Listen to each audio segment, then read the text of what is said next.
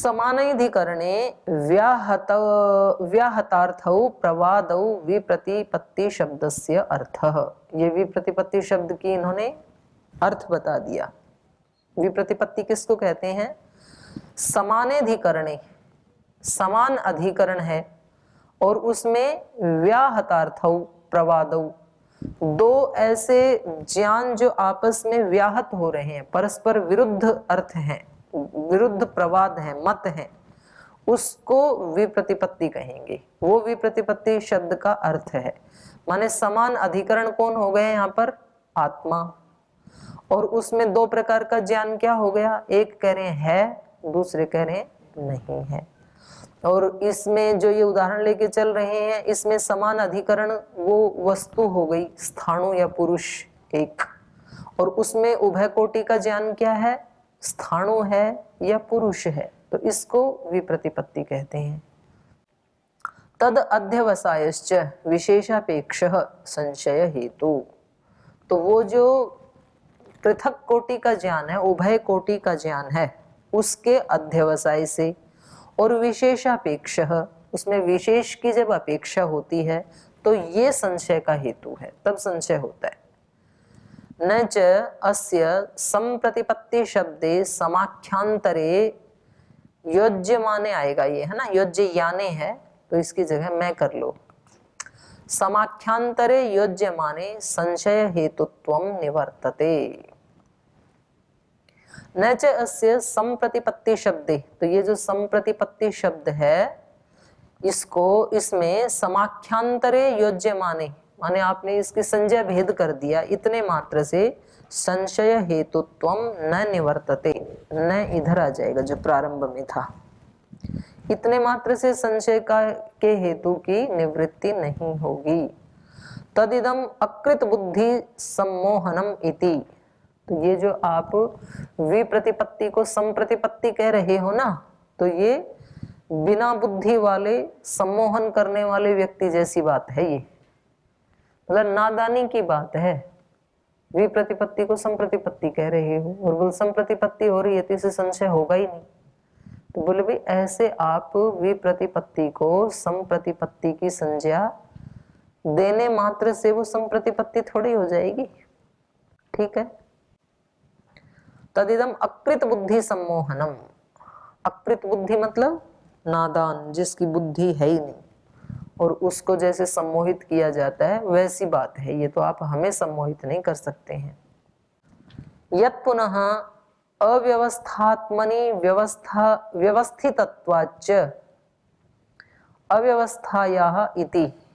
और जो आपने ये कहा अव्यवस्थाया अव्यवस्थात्मनि व्यवस्थितत्वात्, जो इन्होंने क्या कहा था? उपलब्धि की अव्यवस्था होने पर और विशेष की अपेक्षा होने पर संशय होता है। उपलब्धि की व्यवस्था के अव्यवस्था क्या है? क्या बताया था उपलब्धि की अव्यवस्था? जैसे जल का उदाहरण दिया था। एक बार गए, वहां व्हाइट व्हाइट कुछ दिख रहा था दूर से, वहां गए तो वो तालाब था, वहां जल मिल गया। दूसरी बार कोई पथिक गया तो फिर व्हाइट व्हाइट चमक रहा था, लेकिन जब वहां पहुंचे तो जल नहीं मिला क्योंकि वो मृग मरीचिका था। अब तीसरी बार गए तो फिर व्हाइट व्हाइट चमक रहा था। तो इसके मन में संशय आया कि ये जल होते हुए व्हाइट व्हाइट चमक रहा है या जल न होते हुए मृग मरीचिका के कारण चमक रहा है। ये संशय क्या हो गया? उपलब्धि की अव्यवस्था। एक बार उपलब्धि हुई, एक बार उपलब्धि न हुई, तो ये क्या है? उपलब्धि की अव्यवस्था। तो इसके कारण, और इसको विशेष जानने की इच्छा है कि पानी होते हुए सफेद दिख रहा है या पानी न होते हुए वहां सफेद सफेद दिख रहा है, ये जानने की इसकी इच्छा है। तो यहाँ पूर्व पक्षी ने क्या कहा था? पूर्व पक्षी ने कहा था कि जिसको आप अव्यवस्था कह रहे हो ना, वो अव्यवस्था तो अपने स्वरूप में व्यवस्थित है। अव्यवस्थायाः अव्यवस्थात्मनि व्यवस्थितत्वात्। तो जो अपने स्वरूप में व्यवस्थित है उसको आप अव्यवस्था कैसे कहोगे? वो तो सुव्यवस्था है।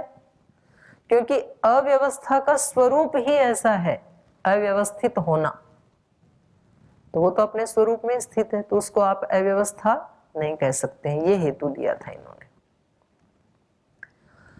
संशय हेतु अर्थस्य अप्रतिषेधात् अव्यवस्था अभ्यनुज्ञानाच्च निमित्तांतरेण शब्दांतर कल्पना व्यर्था। संशय हेतु अर्थस्य, संशय का जो हेतु है, संशय का हेतु यहाँ क्या है? अनुपलब्धि की अव्यवस्था या उपलब्धि की अव्यवस्था। तो संशय हेतु अर्थस्य अप्रतिषेधात्, तो उसका तो आपने प्रतिषेध किया नहीं, अव्यवस्था का प्रतिषेध तो किया नहीं आपने। संशय हेतु अर्थस्य अप्रतिषेधात् अव्यवस्था अभ्यनुज्ञानाच्च, और अव्यवस्था को स्वीकार भी किया, लेकिन अव्यवस्था को स्वीकार करके क्या कर दिया? निमित्तांतरेण शब्द कल्पना, निमित्तांतर से शब्द कल्पना कर ली कि अव्यवस्था तो अपने स्वरूप में व्यवस्थित है। तो आप अव्यवस्था को भी स्वीकार कर रहे हैं, और हमारे जो संशय का हेतु है अनुपलब्धि की अव्यवस्था या उपलब्धि की अव्यवस्था, उसका आप निराकरण भी नहीं कर रहे हैं, उसका प्रतिषेध भी नहीं कर रहे हैं, बल्कि अव्यवस्था को स्वीकार करते हुए शब्दांतर की कल्पना कर रहे हैं, जो कि व्यर्थ है। क्योंकि शब्दांतर की कल्पना करने मात्र से संशय का निवारण नहीं होगा, संशय तो बनेगा, उत्पन्न होगा ही विशेष की अपेक्षा है। तो शब्दांतर कल्पना क्या है? अव्यवस्था खलु अव्यवस्था न भवति अव्यवस्थात्मनि व्यवस्थितत्वात् इति। ये इतने वाक्य को इन्वर्टेड कॉमाज में रख लीजिए। शब्दांतर कल्पना के बाद अव्यवस्था, यहाँ से कोमा लगाना शुरू कीजिए, और व्यवस्थितत्वात् इति यहाँ पर क्लोज कर दीजिए। तो यहाँ पर सिद्धांती जो है वो पूर्व पक्षी के शब्दों को दोहरा रहा है कि आपकी शब्दांतर कल्पना क्या थी? आपकी शब्दांतर कल्पना थी अव्यवस्था खलु अव्यवस्था न भवति। अरे भाई, जिसको आप अव्यवस्था कह रहे हो वो अव्यवस्था नहीं होती है, बल्कि अव्यवस्थात्मनि व्यवस्थितत्वात्, अव्यवस्था अपने स्वरूप में व्यवस्थित होने के कारण अव्यवस्था कहाँ है? व्यवस्था ही हो। तो ये क्या है? शब्दांतर कल्पना। नानयोः उपलब्ध्यनुपलब्ध्योः, ये सह नहीं है, द कर लो। सद असद विषयत्वम विशेषापेक्षम संशय हेतुर न भवति इति प्रतिसिध्यते। तो कह रहे हैं अनयोः उपलब्ध्यनुपलब्ध्योः सदसद विषयत्वम, ये उपलब्धि और अनुपलब्धि का जो असत और असत विषयत्व है, उपलब्धि माने सत विषयत्व, अनुपलब्धि असत विषयत्व, तो ये उपलब्धि अनुपलब्धि का जो सद असद विषयत्व है, ये विशेषापेक्षम, यहाँ पर विशेष की अपेक्षा है। तो ये संशय हेतु न भवति इति न प्रतिसिध्यते, तो ये संशय का हेतु नहीं बनेगा, ऐसा शब्दांतर कल्पना करके प्रतिषेध नहीं किया जा सकता है संशय का। संशय तो बना ही रहेगा। यावता च अव्यवस्था आत्मनि व्यवस्थितत्वात्, यहाँ पूर्ण विराम लगा लेना प्रतिसिध्यते के बाद, यहाँ वाक्य पूरा हो गया एक। यावता च अव्यवस्था आत्मनि व्यवस्थिता न तावता आत्मानं जहाति तावता ही अनुज्ञाता अव्यवस्था। करें यावता च अव्यवस्थात्मनि व्यवस्थिता, जब तक ये अव्यवस्था अपने स्वरूप में व्यवस्थित है, न तावता आत्मानं जहाति, तो अपने स्वरूप में व्यवस्थित होने के कारण अपने स्वरूप का कभी त्याग नहीं करती है। तावता ही अनुज्ञाता अव्यवस्था, तभी तो उसको अव्यवस्था कहा जाता है। इन्होंने क्या कहा था पूर्व पक्षी ने? अव्यवस्था तो व्यवस्था है। बोले नहीं, वो व्यवस्था नहीं है। अव्यवस्था को अव्यवस्था कहते ही इसलिए हैं कि वो अपने स्वरूप से कभी हटती नहीं है, तो उसकी संज्ञा क्या है? अव्यवस्था। यावता च अव्यवस्थात्मनि व्यवस्थिता, जब तक ये अव्यवस्था अपने स्वरूप में व्यवस्थित है, न तावता आत्मानं जहाति, तो तब तक अपने स्वरूप को छोड़ती नहीं है। तावता ही अनुज्ञाता अव्यवस्था, तभी तो उसको अव्यवस्था कहा जाता है। एवं इयं क्रियमाणापि शब्दांतर कल्पना न अर्थांतरम साधयति इति। तो इस प्रकार से आपके इयम क्रियमाणापि शब्दांतर कल्पना, शब्दांतर कल्पना किए जाने पर भी न अर्थांतरम साधयति इति, अर्थांतर को ये सिद्ध नहीं कर पाएगी। क्या अर्थांतर को सिद्ध करना चाह रहे थे पूर्व पक्षी? संशय उत्पन्न नहीं होता है। तो कह रहे हैं शब्दांतर की कल्पना किए जाने पर भी संशय की निवृत्ति नहीं हो सकती है। संशय तो उत्पन्न होगा ही, क्योंकि वहां पर सूत्र में हमने क्या पढ़ा हुआ है? विशेषापेक्ष। यत् पुनः एतत्, और फिर अगला इन्होंने क्या कहा था? अगला आक्षेप तथा अत्यंत संशय। पूर्व पक्षी ने कहा था कि देखो एक दोष और भी आएगा संशय की परिभाषा में। आपने कहा था समान धर्म के अध्यवसाय से संशय उत्पन्न होता है, अनेक धर्म के अध्यवसाय से संशय उत्पन्न होता है। तो किसी भी वस्तु का समान धर्म और विशेष धर्म तो कभी हटता ही नहीं है, तो फिर तो ये आपका संशय भी कभी हटेगा नहीं, अत्यंत संशय बना ही रहेगा। मनुष्य का सामान्य धर्म क्या है? नहीं, उस धर्म की नहीं कह रही। मनुष्य का सामान्य धर्म, समान धर्म है मनुष्यत्व, पशु का पशुत्व, वृक्ष का वृक्षत्व, ऐसे। तो ये जो मनुष्य का मनुष्यत्व समान धर्म है या सामान्य धर्म है, ये कभी हटेगा? इससे मनुष्य से मनुष्यता हटेगी? कभी कभी भी नहीं हटेगी। और इसका विशेष धर्म क्या है? दूसरे प्राणियों से अलग।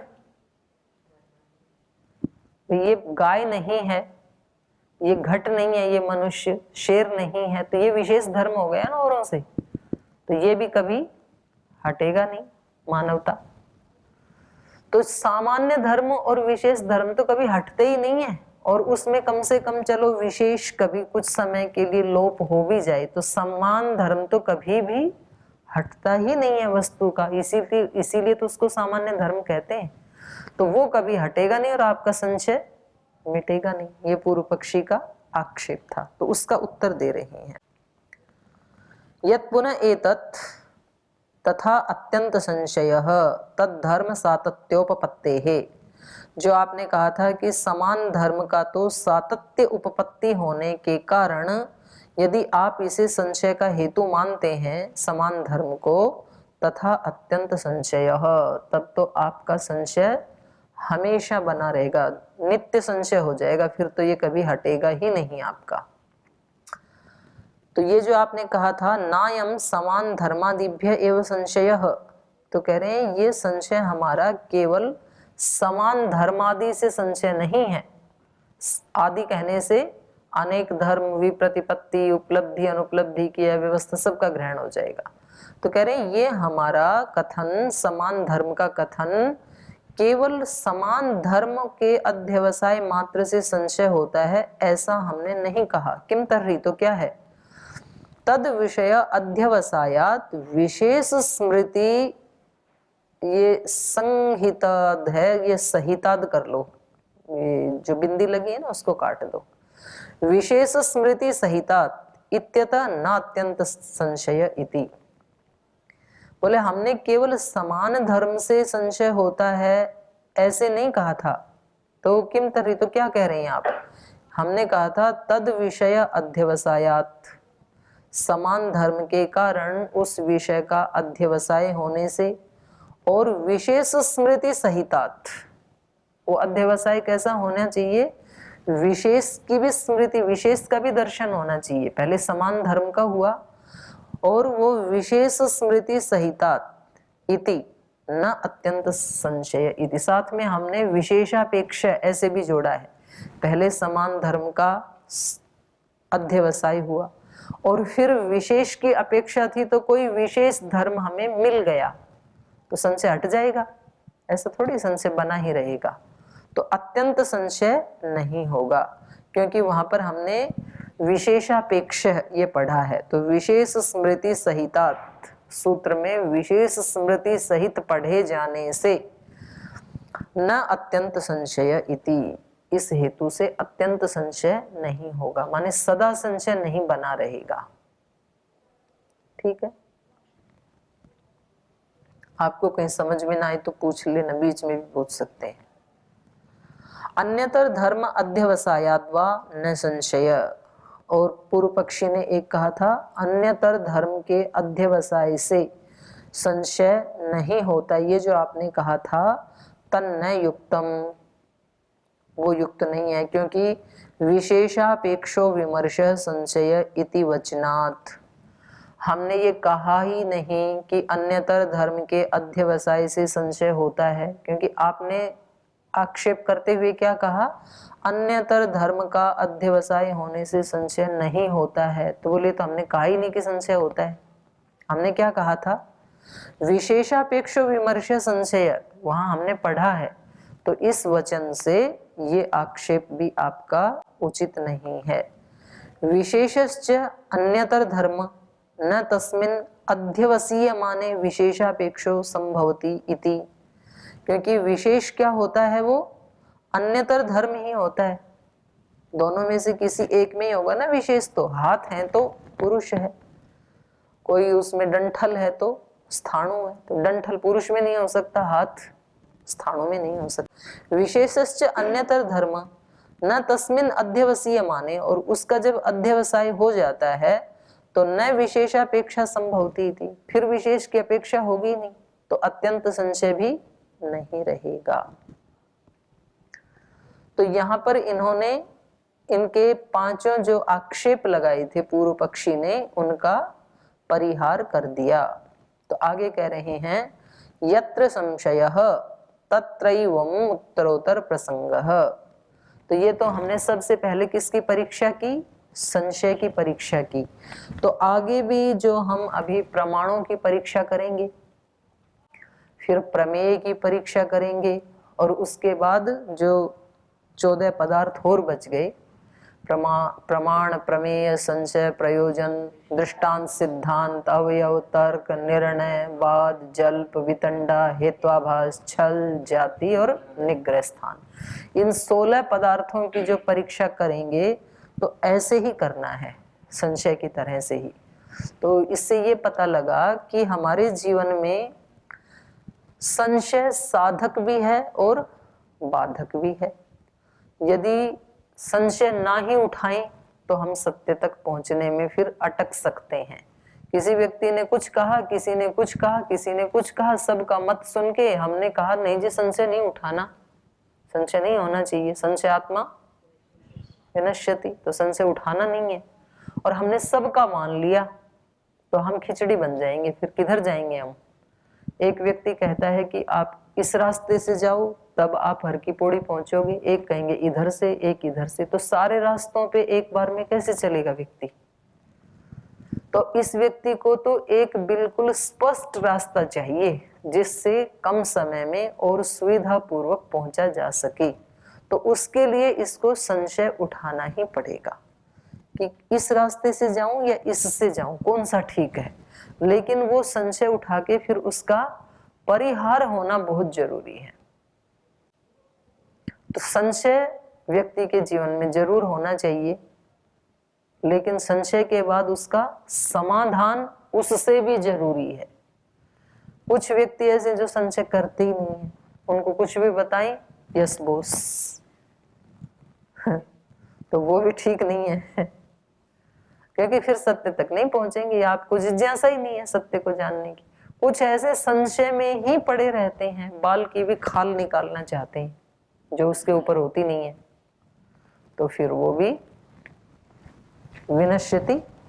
तो ये संशय यहाँ पर रखने का प्रयोजन गौतम ऋषि का यही है कि भाई आप किसी चीज की तह तक जाओ उसके बारे में कुछ आपकी क्वेरी होनी चाहिए, ऐसा है, नहीं है, क्यों है, कैसे है, और उसको जानने के बाद फिर उसके ऊपर आप अडिग हो जाओ। तो ये कह रहे हैं जैसे हमने संशय की परीक्षा की, तो ऐसे ही यत्र संशय, जहां जहां संशय होगा आगे परीक्षा करने में, यत्र संशय तत्र एवं उत्तरोत्तर प्रसंग, ऐसे ही समाधान करना है आगे।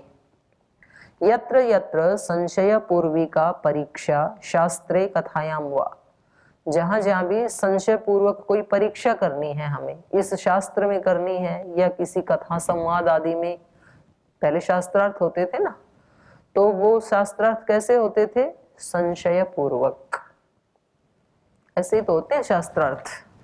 तो तत्र तत्र तत्रैवं संशये परेण प्रतिसिद्धे, तो कह रहे हैं वहां वहां पर ऐसे ही वो संशय उत्पन्न होने पर परेण, परेण माने पर पक्ष के द्वारा, पूर्व पक्ष उत्तर पक्ष पर पक्ष, तो उसके द्वारा इसी प्रकार से पहले वाले का प्रतिषेध करते हुए समाधिर्वाच्य इति, समाधान करना चाहिए, संशय में फिर अटक भी नहीं जाना चाहिए।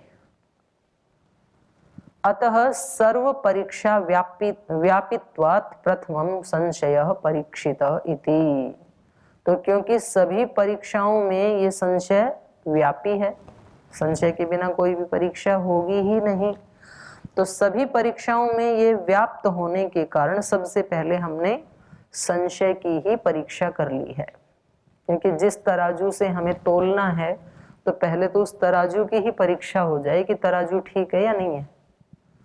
तो यदि तराजू में ही कुछ अप डाउन है, तो उसमें फिर कुछ डाल करके उसको सीधी लाइन में किया जाता है, डंडी को सीधा किया जाता है, उसको पहले शुद्ध किया जाता है।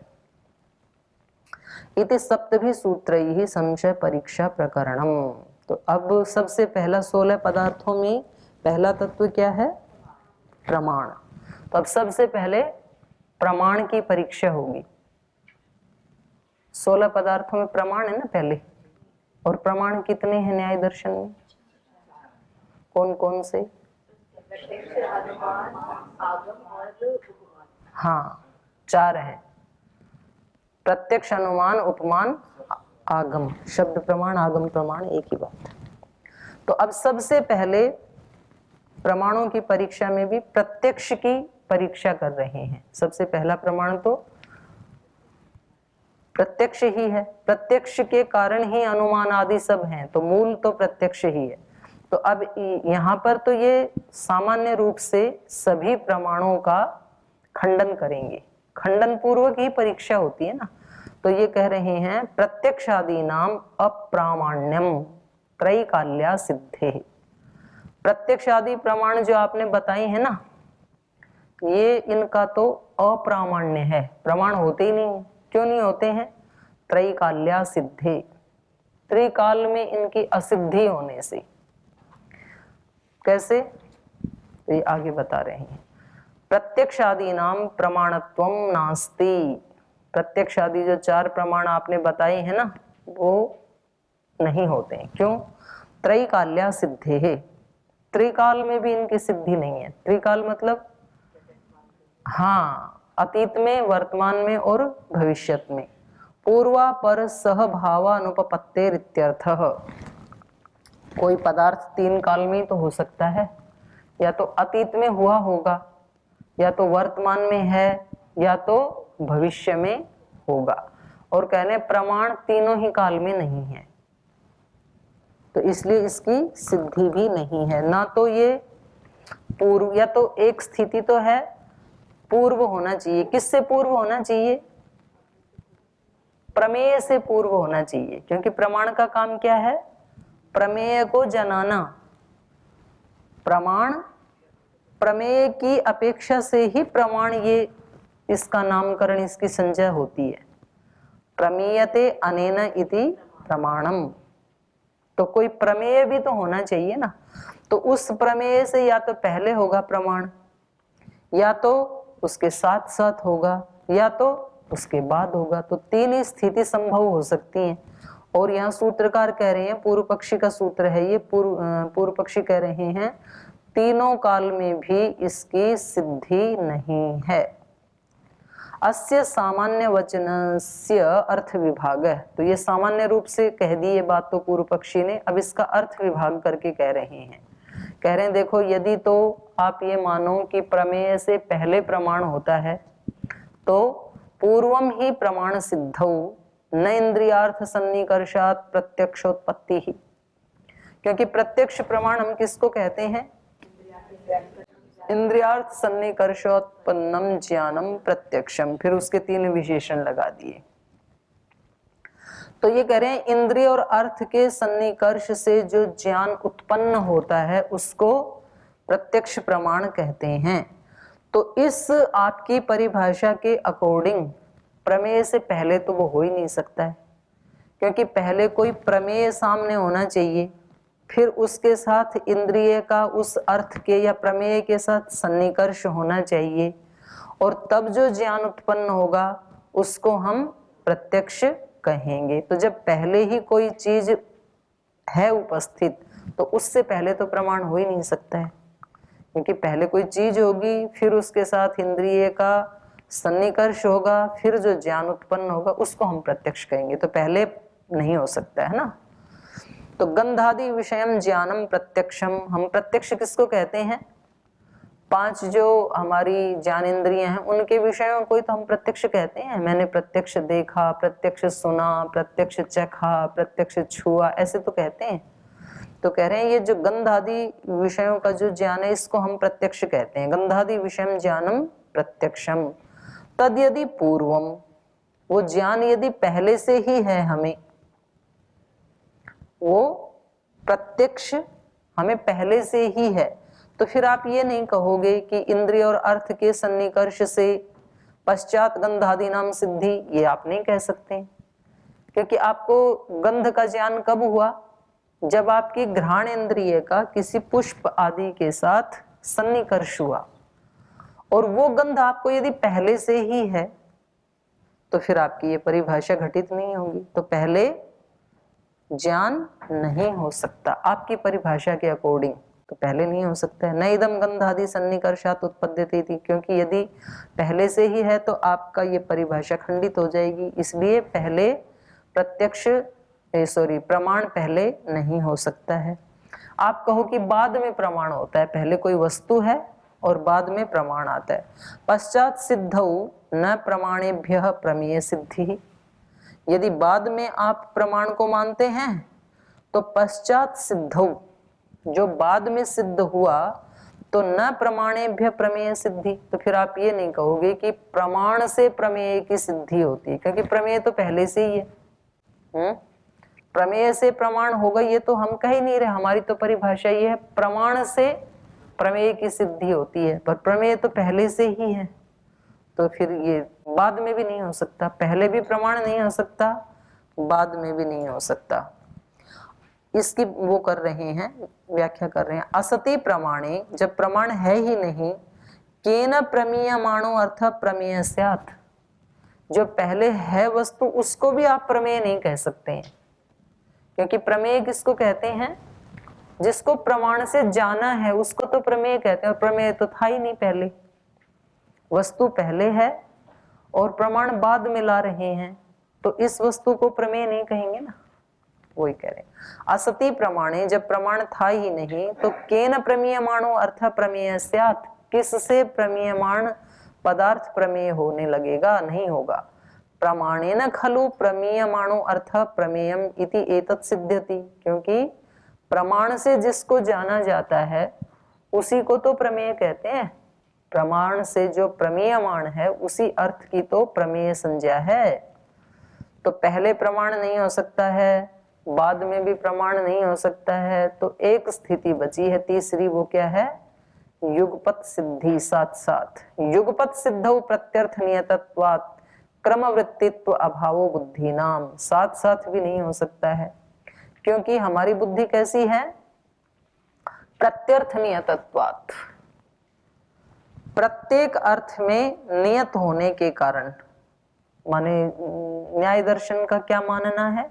हर पदार्थ के लिए एक अलग ज्ञान है। प्रत्यर्थ नियत है बुद्धि हमारी। बुद्धि का मतलब है यहाँ पर ज्ञान, ज्ञान प्रत्यर्थ नियत है। जैसे एक ही वृक्ष को आप वृक्ष भी कहते हैं, तरु भी कहते हैं, पादप भी कहते हैं, तो अलग अलग संज्ञाओं के साथ अलग अलग ज्ञान होगा उसका। तो प्रत्यर्थ नियत है ये। प्रत्यर्थ नियत होने से प्रमाण और प्रमेय दोनों साथ साथ रह नहीं सकते, तो इसको थोड़ा सा अच्छे से कल बताएंगे। आज यहीं विराम लेते हैं।